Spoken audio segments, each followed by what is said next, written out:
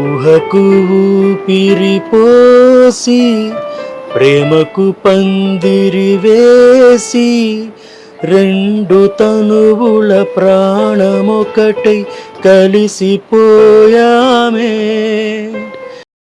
అంటే శివ నందిగామ నుంచి ఎన్ఎస్ ప్రసుగా ఎట్లా మారారు? దానికి ఒక కథ ఉంది. యాక్చువల్గా ఒక్కడ మిగిలాడు వరకు నేను శివానందిగామ అనే పేరుతో చేశా. ఆ తర్వాత స్టోరీ ఆఫ్ భీమాలని నా జర్నలిస్ట్ మిత్రుడు బల్లెడి నారాయణమూర్తి, తను డైరెక్టర్, దానికి కూర్చొని అందరూ కొంచెం డిఫరెంట్ నేమ్స్తో టెక్నీషియన్స్ అందరూ ప్లాన్ చేస్తున్నాం, మీరేమైనా వేరే పేరు ఏమైనా మార్చుకోగలరా అని అడిగాడు. సరే, అప్పటికి ఒక 15 సంవత్సరాల క్రితం అన్నయ్య, మా అన్నయ్య నా జాతకం, ఊర్లో నా జాతకం చూపించాను. నేను అప్పుడు హైదరాబాద్లోనే ఉన్నా. నా జాతకం చూపించారు ఒక ఆయనకి. చూపిస్తే ఆయన గెజిట్లో కూడా నా పేరు ఎన్ఎస్ ప్రసుగా మార్చుకోమని ఆయన చెప్పాడు. దానికి ఒక బుక్, ఒక 17 పేజీలు బుక్ రాశాడు నా జాతకం మొత్తం. అయితే దాన్ని నేను పట్టించుకోలేదు మామూలుగా. సరే ఓకే అని చెప్పి పక్కన పెట్టేశాను. పెట్టేసిన తర్వాత ఆ విషయం చెప్పామాట, ఇలా ఎన్ఎస్ ప్రసు అని పెట్టుకోమన్నారు, అది ఓకేనా, బాగుందా అని చెప్పి అడిగా. పెడితే బాగుంది, పెట్టుకుందాం అని చెప్పంటే అలా ఆ నేమ్ని చేంజ్ చేసుకున్నారు. అంటే నేమ్ చేంజ్ అయ్యాక లైఫ్ కూడా ఏమైనా చేంజ్ అయిందా సార్? అదేం లేదు కానీ ఇంకా, కానీ కొంచెం వర్క్స్ అయితే వస్తున్నాయి. ఆ తర్వాత కొంచెం పాజిటివ్ అనిపించింది. వరుసగా కొన్ని మూవీస్ వచ్చాయి. స్టోరీ ఆఫ్ భీమల్ తర్వాత అమృతరామం అని ఒకటి చేశాను. తర్వాత నీలకంఠ గారి సర్కిల్ అనే మూవీ ఒకటి చేసాం.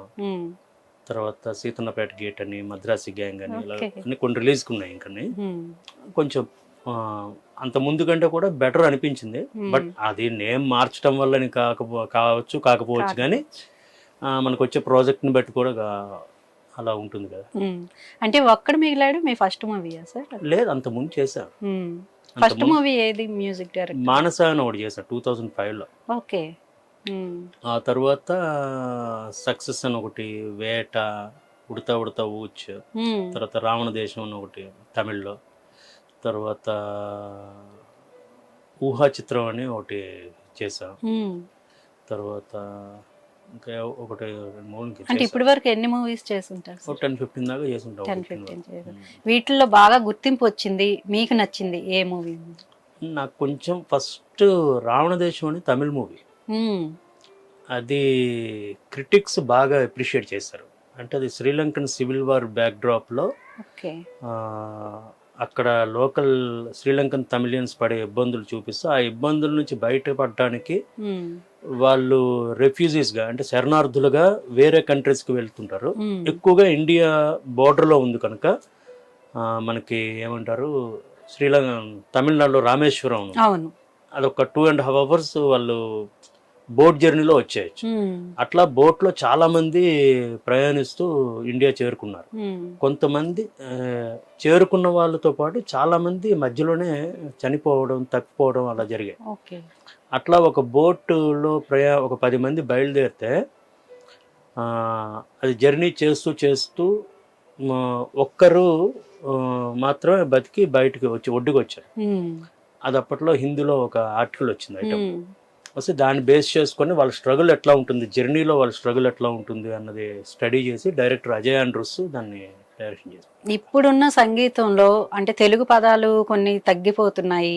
అంటే ఒకప్పుడు పల్లవి చరణాలు ఎక్కువగా ఉండి పదాలు వినిపించేవి, ఇప్పుడంతా మ్యూజిక్ తో కవర్ చేసేస్తున్నారని చెప్పేసి అంటూ ఉంటారు. అది ఎంతవరకు నిజం? అంటే అలా అని కాదు కానీ కొన్ని వెస్ట్రన్ బేస్డ్ సాంగ్స్ చేసినప్పుడు, లేకపోతే కొంచెం హెవీగా ఉన్నప్పుడు అట్లా కొన్ని పాటలే అట్లా ఉంటున్నాయి. కానీ ఇంచుమించు మధ్యలో కొంత మరీ హడావుడు ఎక్కువైనా కూడా పర్వాలేదు. ఇప్పుడు సౌండ్ కొన్ని సాంగ్స్ అవి మంచిగా వస్తున్నాయి. అంటే మనం సిద్ శ్రీరామ్ లాంటి వాళ్ళని తీసుకున్నప్పుడు కొన్ని పదాలు పలకలేక అర్థాలు కూడా మారిపోతున్నాయి అని వాళ్ళు అడ్జస్ట్మెంట్ అయిపోతా ఉంది.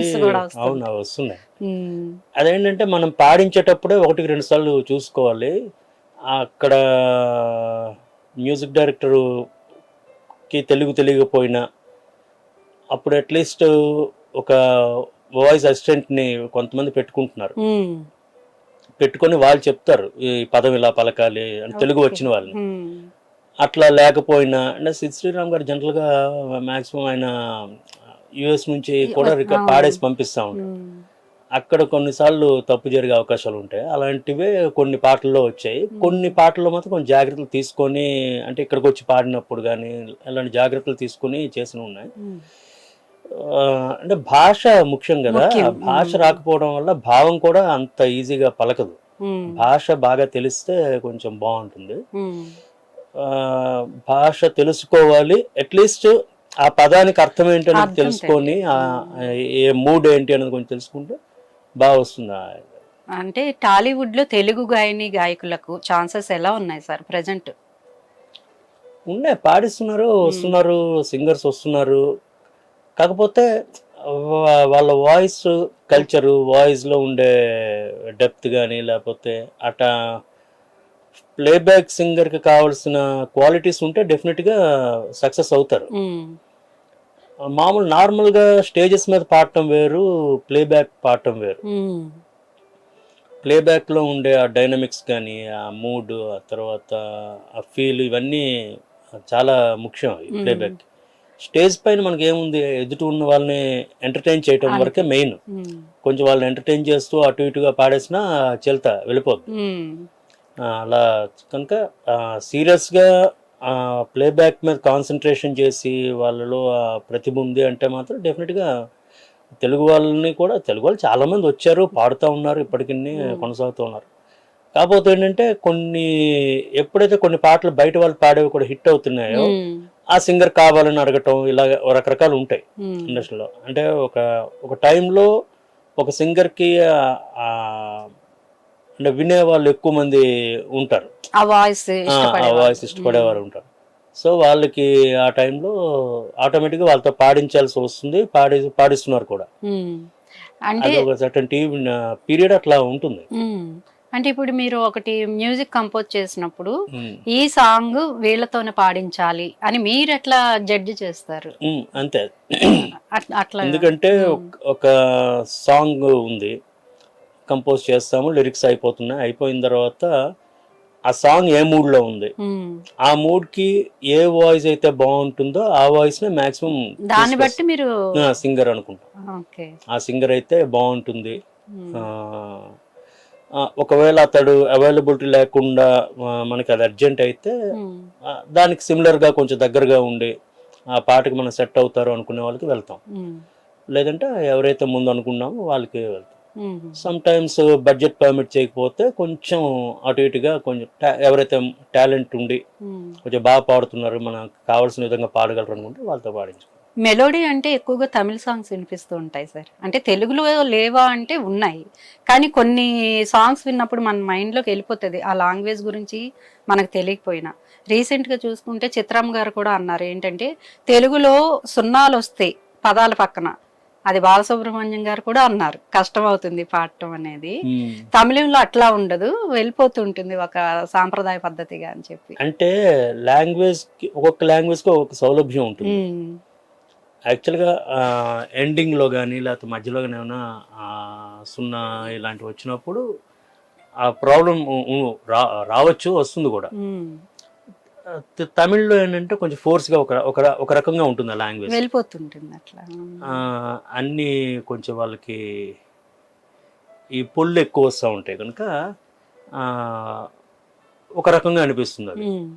తెలుగులో అంటే తెలుగు భాష ఏంటంటే మాధుర్యం ఉంటుంది, కాకపోతే రాసే లిరిక్స్ కూడా మనం ఇప్పుడు ఒకసారి మంచి ట్యూన్ చేస్తాం, ట్యూన్ బాగుంది అనుకుంటాం, దానికి సరైన పదాలు పడకపోయినా లిరిక్స్ పడకపోయినా కూడా అది కనెక్ట్ అవ్వకపోవచ్చు ఆడియన్స్. అంటే సింపుల్గా అర్థమయ్యేలాగా వెంటనే ఉంటే ఆ పాట ఇమీడియట్గా ఆడియన్కి రీచ్ అయిపోతుంది. దాని మీద కూడా డైరెక్టర్ కానీ మ్యూజిక్ డైరెక్టర్ కానీ కాన్సన్ట్రేషన్ చేయాల్సి వస్తుంది కంపల్సరీగా.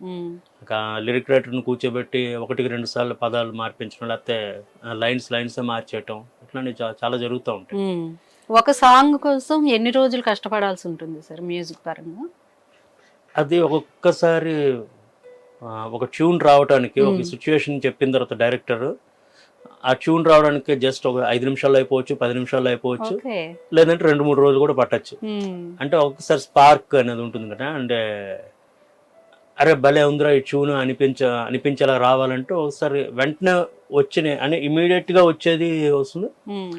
సమ్ టైమ్స్ అరే ఇంకా బాగుంటుంది అనుకున్నప్పుడు కొంచెం 1-2 రోజులు కూడా పట్టచ్చు.